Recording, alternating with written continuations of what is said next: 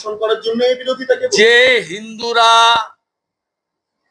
তৃণমূলের এই কজন এমপিকে জিতিয়েছেন 29 জন, তারা দেখুন যেখানে পার্টি কালারের বাইরে গিয়ে মুসলিম এমপিরা ওয়াকফের বিরোধিতা করছেন, সেখানে আপনারা হিন্দুদের ভোটে জিতে হিন্দু প্রপার্টি জবরদখল। এখানেই একজন নেতা বলেছিলেন রাজভবন আমার, ইডেন গার্ডেন আমার, আকাশবাণী আমার, ফোর্ট উইলিয়াম আমার, গড়ের মাঠ আমার, শহীদ মিনার আমার, বিধানসভা ভবন আমার।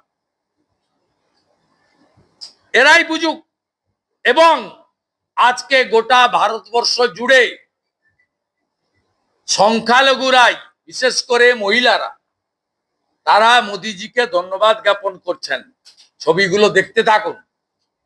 আমাদের কলকাতাতেও একটু আগে হাজরাতে মুসলিম ভাই বোনেরা ওয়াকফ দুর্নীতির বিরুদ্ধে এই ওয়াকফ বিলকে স্বাগত জানিয়ে, যেহেতু পশ্চিমবাংলায় কলকাতার ওয়াকফ প্রপার্টি জাভেদ খানরা মেরে খাচ্ছে, তাই মিষ্টি বিতরণ করছিলেন।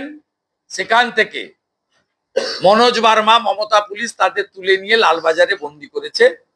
সেখানে মাইনরিটি মোর্চার রাজ্য সভাপতি চার্লস নন্দী সহ বিজেপির মাইনরিটি মোর্চার বহু সংখ্যালঘু মুসলিম কর্মীকে তুলে নিয়ে যাওয়া হয়েছে। ইলেকশন থেকে সবেতেই এখন রামবাম এক, এরকমটা বলছেন মুখ্যমন্ত্রী। ইলেকশন থেকে সবেতেই রামবাম, সে তো প্রমাণ হয়ে গেছে। সুজন চক্রবর্তী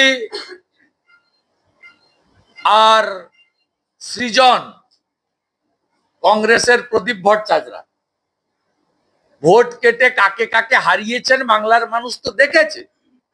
৭৬,০০০ হেরেছে শিলভদ্র দত্ত, 2,41,০০০ ভোট পেয়েছেন সুজন চক্রবর্তী।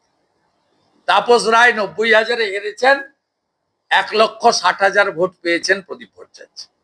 রানীমা ৫৪,০০০ কৃষ্ণনগরে হেরেছেন, MS সাদি ভোট পেয়েছেন ১,৮২,০০০। চোখের সামনে পড়ে আছে যে, আর সিপিএম তো উনাকেই সাহায্য করছে। সেই জন্য সিপিএম বাংলাদেশে হিন্দু নিধন হলে, মন্দির ভাঙলে মিছিল করে না। প্যালেস্তাইন নিয়ে গতকাল কলকাতায় মিছিল করেছে। অন্য ধর্মের অনুষ্ঠানে এসএফআই এর কমরেডদের ক্যাম্প দেখা যায় না। রামনবমীতে নাকি